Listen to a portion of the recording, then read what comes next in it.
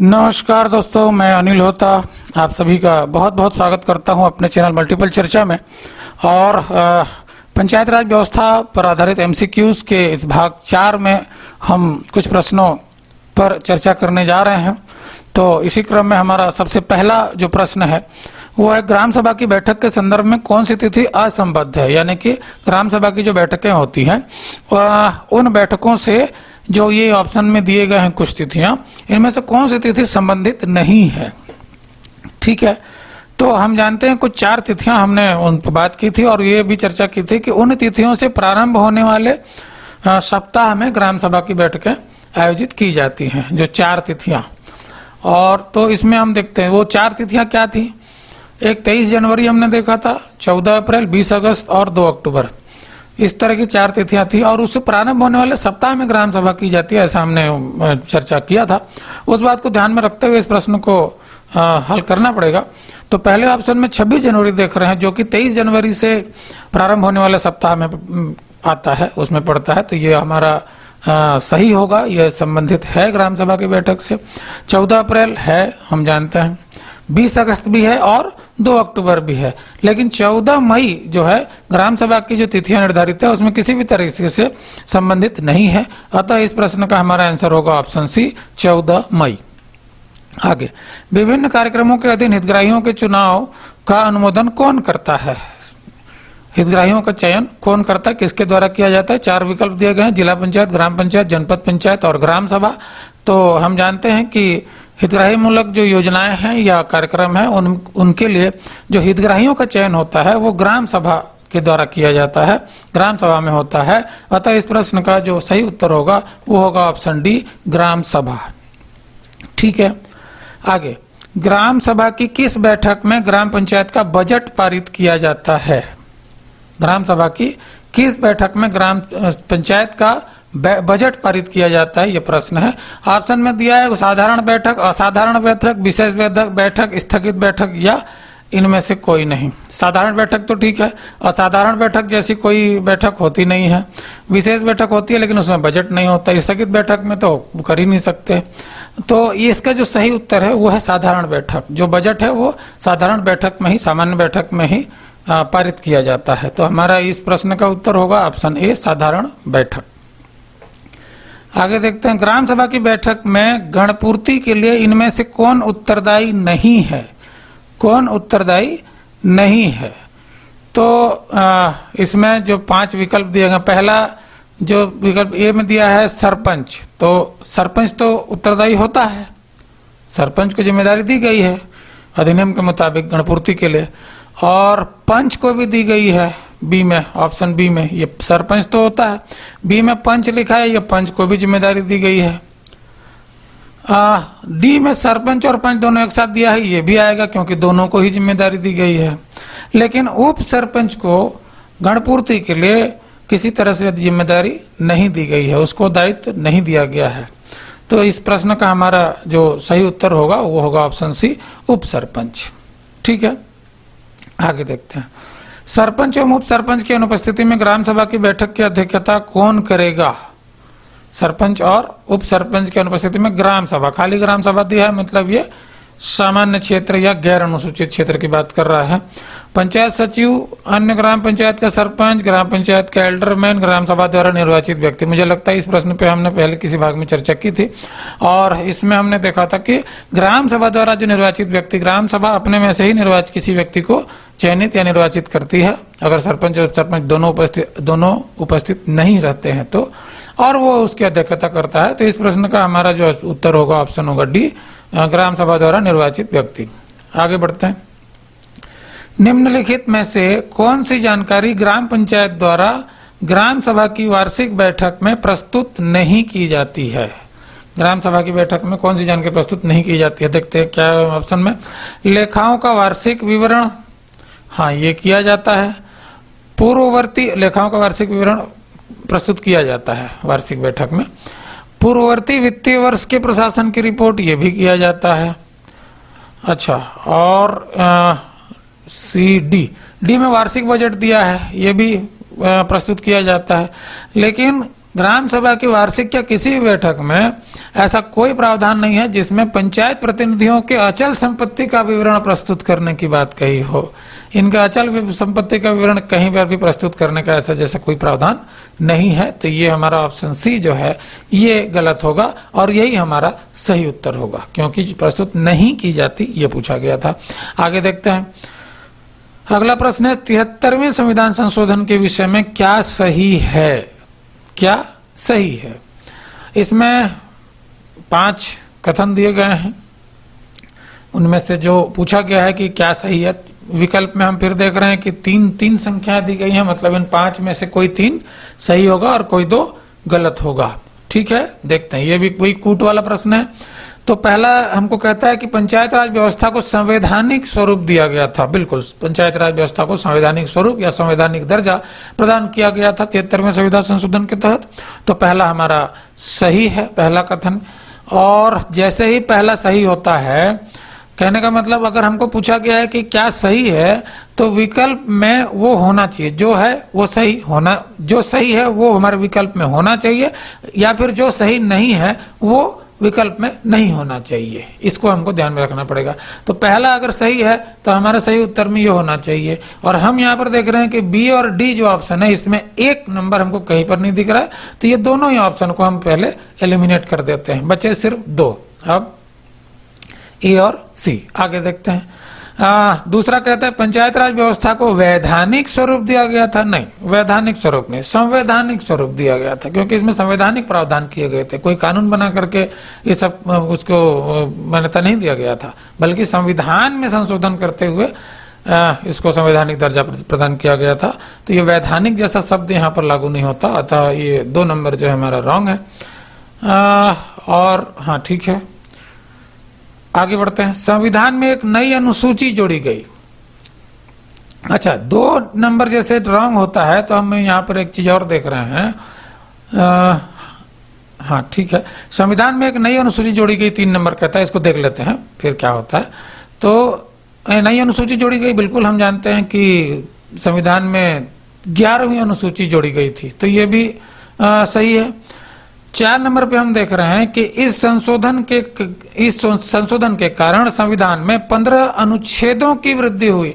तो 15 अनुच्छेदों की नहीं, बल्कि 15 उप अनुच्छेद इसमें जो किए गए थे। 15 अनुच्छेद, संविधान में 15 अनुच्छेद की वृद्धि इसमें नहीं किया गया था। अनुच्छेद 243 में ही उसके जो है अलग अलग उप अनुच्छेद 15 जोड़े गए थे। तो ये भी हमारा रॉन्ग होगा, गलत होगा। तो जैसे ही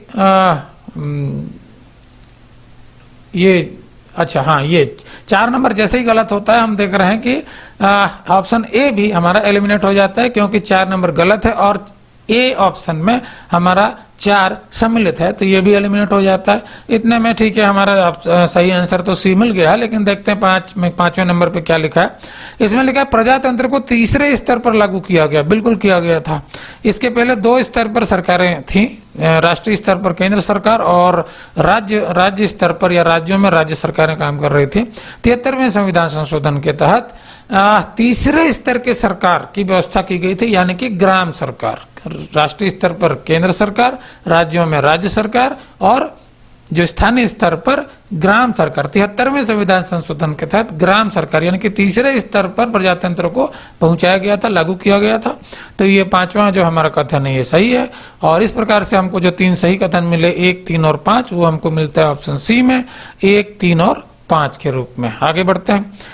अगला हमारा जो प्रश्न है, कहता है अनुसूचित क्षेत्र में ग्राम सभा बैठक की अध्यक्षता कौन कर सकता है? हालांकि इस प्रश्न का हम पहले भी चर्चा कर चुके हैं, लेकिन ये थोड़ा ट्रिकी क्वेश्चन है। वहां पर कौन करता है कह रहा था, यहाँ कौन कर सकता है कह रहा है, और ये कूट के रूप में दिया है। मतलब फिर हमको थोड़ा सा इसको अच्छे से देखना पड़ेगा। कौन कर सकता है मतलब उन जो शर्तों को हमने पढ़ा था उनको ध्यान में रखते हुए इन जो स्टेटमेंट्स जो भी तथ्य दिए गए हैं इस पर विचार करना पड़ेगा। कौन कर सकता है? ग्राम पंचायत का सरपंच कर सकता है क्या? नहीं कर सकता। ग्राम अनुसूचित क्षेत्र में ग्राम पंचायत का सरपंच नहीं कर सकता अध्यक्षता, तो ये हमारा गलत है। ए गलत है, मतलब जिसमें ए है कौन कर सकता है दिया है, मतलब जिसमें ए है वो एलिमिनेट हो जाएगा। ठीक है, तो ए ऑप्शन हमारा एलिमिनेट हो गया। दूसरा, मतलब जो सही है वो होना चाहिए, जो गलत है वो नहीं होना चाहिए। तो पहला हमारा गलत है, तो ए में था इसलिए कि हमने एलिमिनेट कर दिया। बी ऑप्शन में क्या कर रहा है, ग्राम पंचायत का उप सरपंच ये भी नहीं कर सकता। हम जानते हैं कि अनुसूचित क्षेत्र में ग्राम पंचायत का कोई व्यक्ति, चाहे वो सरपंच हो, उप सरपंच हो, पंच हो, इनमें से कोई भी ग्राम सभा की अध्यक्षता नहीं कर सकता। तो बी भी गलत है, ठीक है, बी हमारा गलत हो गया। अब हाँ, बी से तो कुछ, हाँ बी हमारा जैसे गलत हो गया, तो सी में हम देख रहे हैं बी है, तो ये भी एलिमिनेट हो जाएगा। अब हमारे पास बी और डी दो ही ऑप्शन बचे हैं। ऊपर देखते हैं सी में क्या कहता है, ग्राम सभा द्वारा उसी समय निर्वाचित अनुसूचित जनजाति का व्यक्ति, हाँ बिल्कुल ये हम जानते हैं, ग्राम सभा द्वारा उसी समय निर्वाचित अनुसूचित जनजाति का व्यक्ति कर सकता है, बिल्कुल कर सकता है। सी हमारा सही उत्तर, सी हमारा सही है, ठीक है, सी सही है। तो सी सही है, मतलब सी होना चाहिए सही विकल्प में, जबकि बी ऑप्शन में हम देख रहे हैं कि ये सी नहीं दिया गया है, तो ये हमारा एलिमिनेट हो जाएगा। इतने में ही हमारा जो सही आंसर है वो डी, वो मिल चुका है हमको। इसमें आप देख रहे होंगे कि एलिमिनेशन मेथड जो है वो काफी इसमें कारगर होता है इस तरह के प्रश्नों में। खैर, लेकिन फिर भी हम देखते हैं बाकी के तीन क्या क्या बातें कही गई हैं। डी नंबर पे कहता है कि ग्राम सभा का एक सदस्य जो उस समय उपस्थित हो, हाँ बिल्कुल, जिसका चयन करेंगे वो उस समय ग्राम सभा में उपस्थित होना चाहिए, तो ये सही है। ई कहता है एक सदस्य जो ग्राम पंचायत का सदस्य नहीं है, बिल्कुल जिसको भी चुनेंगे वो ग्राम सभा का सदस्य नहीं होना चाहिए। अगर ग्राम सभा का सदस्य होगा तो वो नहीं चुना जाएगा या अध्यक्षता नहीं कर सकता, तो ई भी हमारा सही है। सी डी ई तीनों सही मिल चुका है। एफ को देख लेते हैं कि सक्षम अधिकारी द्वारा नियुक्त अनुसूचित जनजाति का एक व्यक्ति सक्षम अधिकारी, जैसे कोई अवधारणा नहीं है ग्राम सभा की बैठक में, इस तरह से अध्यक्ष चयन में किसी भी सक्षम अधिकारी का कोई रोल नहीं होता, तो ये गलत है। तो हमको सी डी ई के रूप में तीन सही कथन मिले और वो हमको मिलता है ऑप्शन डी में, सी डी ई, ये हमारा सही विकल्प है, ये सही उत्तर है। आगे बढ़ते हैं। इस प्रश्न में हम देख रहे हैं, ये भी कूट वाला प्रश्न है। ग्राम सभा के बैठकों के विषय में सही क्या है, सही क्या है? चार ऑप्शन में, चारों ऑप्शन में तीन तीन संख्याएं दी गई हैं और कुल 6 कथन दिए गए, मतलब 6 में से 3 सही होगा और 3 गलत होगा। हमको सही को निकालना है, छांटना है। जो सही होगा, मतलब जो सही होगा वो ऑप्शन में रहना चाहिए और जो सही नहीं होगा वो ऑप्शन में नहीं रहना चाहिए। इस तरह से हमारा एलिमिनेशन जो बेस है इस तरह से बनेगा। देखते हैं, पहला लिखा है प्रत्येक 3 माह में ग्राम सभा की कम से कम एक बैठक आयोजित होगी। ये हम चर्चा पहले भी कर चुके हैं, बिल्कुल ऐसा ही है। 2 माह वाली बात नहीं है, 3 माह वाली बात है। प्रत्येक 3 माह में ग्राम सभा कम से कम एक बैठक होनी चाहिए, ये नियम कहता है और ये पहला हमारा सही है। हालांकि इतना भी अगर आप जानते हैं तो 2 बी और डी एलिमिनेट हो जाते हैं, आपको दिख रहा होगा ऑप्शन में। लेकिन मान लीजिए अगर किसी को थोड़ा बहुत कंफ्यूजन है भी, तो जैसे ही वो अगला पढ़ता है दूसरा नंबर पे कि प्रत्येक 4 माह में ग्राम सभा की कम से कम एक बैठक होगी, तो इतना तो थोड़ा बहुत पढ़ा है तो समझ सकता है कि 4 माह तो नहीं जाएगा, तो ये गलत होगा। और दूसरा जैसे गलत होता है तो 2 नंबर हमारे बी और डी में है, इसका मतलब ये नहीं होना चाहिए था, और अगर है तो ये हमारे ऑप्शन रॉन्ग है, गलत है, विकल्प गलत है, तो ये हम इन दोनों को एलिमिनेट कर देते हैं। अब हमारे पास ए और सी 2 ही बचे। ऊपर देखते हैं तीसरे नंबर पे क्या है, ग्राम पंचायत के प्रत्येक ग्राम में ग्राम सभा की बैठक होगी। बिल्कुल होती है, ग्राम पंचायत के प्रत्येक ग्राम में ग्राम सभा की बैठक होगी, जितने भी ग्राम होंगे। 4 नंबर में लिखा है ग्राम पंचायत के किसी एक ग्राम में चक्रानुसार ग्राम सभा, चक्रानुसार नहीं। 3 नंबर पे हमने देखा कि प्रत्येक ग्राम में होगा, बारी बारी से वाला कोई प्रावधान, ऐसी कोई व्यवस्था नहीं है, तो 4 नंबर हमारा गलत है। 5वां में देखते हैं ग्राम सभा की आधे से अधिक सदस्यों द्वारा लिखित रूप में अध्यपेक्षा किए जाने पर ग्राम सभा की बैठक आयोजित की जाएगी। नहीं, आधे से अधिक नहीं बल्कि 1/3 से अधिक होता है, तब अगर ये मांग करते हैं, अध्यपेक्षा मांग करते हैं, तो ग्राम सभा की एक विशेष बैठक बुलानी होती है ग्राम पंचायत को। तो ये 5 नंबर में आधे से अधिक दिया है, ये हमारा ये गलत है। तो अब 6वां देखते हैं, ग्राम सभा के 1/3 से अधिक सदस्यों द्वारा लिखित अध्यपेक्षा किए जाने पर ग्राम सभा की बैठक, बिल्कुल यही इसी की बात कर रहे थे हम। तो ये 6वां हमारा ऑप्शन सही है कि ग्राम सभा के कुल सदस्यों में से 1/3 से अधिक लोगों के द्वारा यदि लिखित में मांग की जाती है तो ग्राम पंचायत के सरपंच को ग्राम सभा की एक विशेष बैठक 30 दिन के भीतर बुलानी होती है। तो ये हमारा 6वां ऑप्शन सही है। तो हमको सही जो कथन मिले वो 1, 3 और 6 मिले, जो कि हमारे ऑप्शन सी में है 1, 3 और 6। ये हमारा सही विकल्प और सही उत्तर है। आगे बढ़ते हैं। ग्राम सभा के विषय में क्या सही नहीं है, यहाँ पर सही नहीं है को हमको छांटना है, निकालना है। ऑप्शन में, विकल्पों में हम देख रहे हैं 5 ऑप्शन है, पांचों में 3-3 संख्याएं दी गई हैं और ऊपर 8 बातें लिखी गई हैं।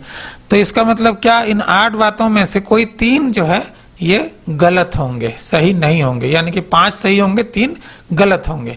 हालांकि उन गलत को निकालना है हमको, तो सही से भी निकाल सकते हैं एलिमिनेशन मेथड में। देखते हैं। पहला लिखा है क्या, ग्राम सभा की बैठक में 1/10 गणपूर्ति आवश्यक है। हाँ, सिर्फ ग्राम सभा लिखा है, मतलब है सामान्य क्षेत्र। तो ग्राम सभा की बैठक में 1/10 गणपूर्ति आवश्यक है, बिल्कुल सही है, ये पहला वाला सही है।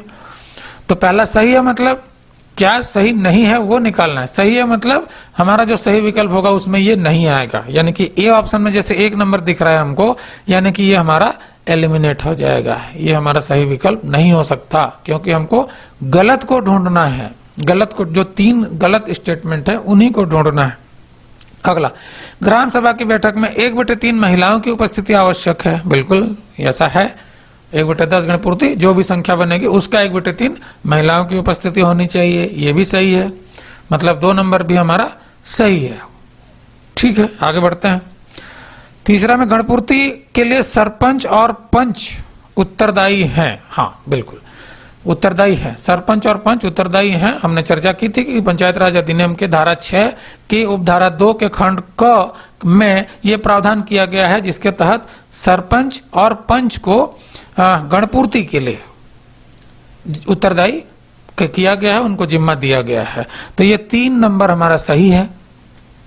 तो तीसरा जैसे भी सही होता है, तो हम देख रहे हैं ऑप्शन बी में 3 दिया है, जबकि सही जो हो रहा है उसको यहाँ पर नहीं होना चाहिए था। तो 3 नंबर दिया है, मतलब हमारा ऑप्शन बी एलिमिनेट हो जाएगा। ठीक है, आगे बढ़ते हैं। 4 नंबर पे दिया ऊपर में, गणपूर्ति न होने पर ग्राम सभा की बैठक स्थगित की जा सकती है। बिल्कुल की जा सकती है, नहीं की जाती है। गणपूर्ति न होने पर ग्राम सभा की बैठक स्थगित कर दी जाती है। ये सही है, 4 नंबर सही है। तो 4 सही हुआ, तो फिर वही देखिए सी नंबर पे हमारा 4 दिख रहा है, यानी कि ये एलिमिनेट हो जाएगा। ठीक है, आगे बढ़ते हैं। 5 नंबर पे हम देख रहे हैं, स्थगित सम्मेलन में भी गणपूर्ति आवश्यक होती है। बिल्कुल नहीं होती, स्थगित बैठक में गणपूर्ति की कोई आवश्यकता नहीं होती है, यानी कि ये गलत है। 5 गलत है, यानी कि 5 नंबर होगा, जो हमारा सही विकल्प होगा उसमें होगा, 5 नंबर होना चाहिए। लेकिन हम देख रहे हैं यहाँ पर ई ऑप्शन में 5 नंबर जो होना चाहिए वो नहीं है, यानी कि ई ऑप्शन भी हमारा एलिमिनेट हो जाएगा। इतने में अब 4 एलिमिनेट हो गए, 1 हमारा डी ऑप्शन बचा, वही हमारा सही आंसर होगा। लेकिन बाकी 3 स्टेटमेंट्स को भी देख लेते हैं। 6वें नंबर पे लिखा है, स्थगित सम्मेलन में भी गणपूर्ति न होने पर भी बजट पारित किया जा सकता है। बिल्कुल नहीं किया जा सकता, ये गलत है, 6 नंबर गलत। 7 में लिखा है, स्थगित सम्मेलन में भी गणपूर्ति न होने पर भी लेखा संपरीक्षा या संपरीक्षा प्रतिवेदन पारित किया जा सकता है। बिल्कुल नहीं किया जा सकता, इसके लिए गणपूर्ति आवश्यक है, इस तरह के प्रस्ताव को पारित करने के लिए। 8वां में दिया, यदि ग्राम सभा की लगातार 5 बैठकों में गणपूर्ति न हो तो सरपंच को पदच्युत किया जा सकता है। बिल्कुल किया जा सकता है। हमने देखा था कि यदि ग्राम सभा की लगातार 3 बैठकों में अगर गणपूर्ति नहीं हो पाती है तो उस पहले सरपंच को नोटिस दिया जाता है और आगे की 2 ग्राम सभाओं में गणपूर्ति करने के लिए उसको अवसर दिया जाता है। इस तरीके से पहले के 3 और बाद में जो 2 ग्राम सभा के अवसर, कुल मिलाकर के 5। तो 5 लगातार 5 बैठकों में अगर वो गणपूर्ति न हो, गणपूर्ति अगर नहीं होती है तो उस स्थिति में सरपंच को पदच्युत किए जाने का प्रावधान है। 8 नंबर हमारा सही है। इस प्रकार से हमको जो 3 गलत स्टेटमेंट हमको ढूंढने थे वो मिले 5, 6 और 7, जो कि हमको ऑप्शन डी में दिख रहा है। तो ऑप्शन डी हमारा विकल्प सही है, 5, 6 और 7।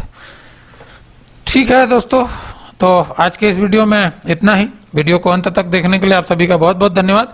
जिन साथियों ने अभी तक हमारे चैनल को सब्सक्राइब नहीं किया है वो प्लीज सब्सक्राइब कर लें और वीडियो को लाइक करते हुए अपने साथियों और अन्य लोगों को भी शेयर करने का कष्ट करें।